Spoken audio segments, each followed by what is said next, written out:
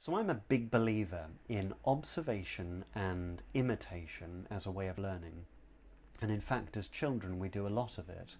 We look at the world around us and we pick up cues about language and accent and physical behavior, body language, and also cultural behavior and opinions. And so it's through this exposure and imitation that we learn things. And I guess we retain that skill into our adult lives, although for some of us it's not so well preserved, but it's still there as a way of learning. And I guess when it comes to learning a new accent or changing your pronunciation or your speech, those skills come in quite useful. That business of being able to imitate and observe are quite useful in terms of changing those habits.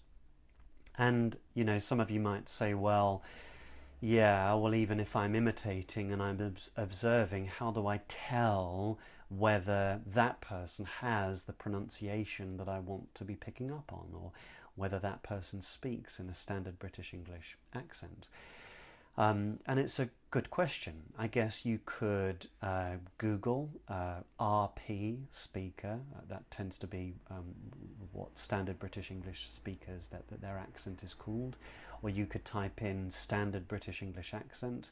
You could go onto YouTube. You could check out some blog posts, some podcasts, some interviews. Check the news out. There are a lot of standard British English speakers on the news, something like the BBC.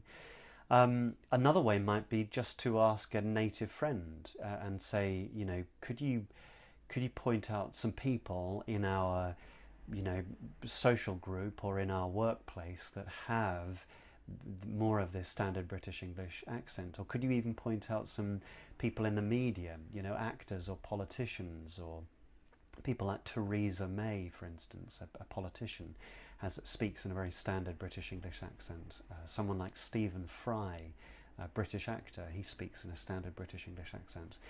And then put those people around you, whether it's in the form of YouTube clips or blog posts or articles or audio books, or if they're real people around you, spend some time with them, have a coffee with them, listen to their accent and the way they communicate, and use them as a sort of model. Because it's far easier to do that than just be sort of floundering in the dark in terms of how to speak and how to pronounce words.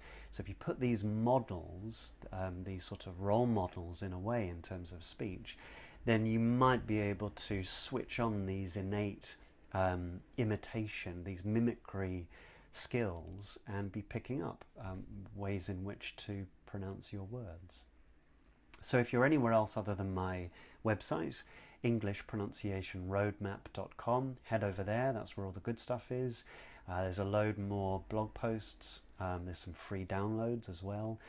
And remember to scroll down and give me a thumbs up or a thumbs down. Just give me some kind of comment. It would be great to hear from you, and I'll speak to you soon.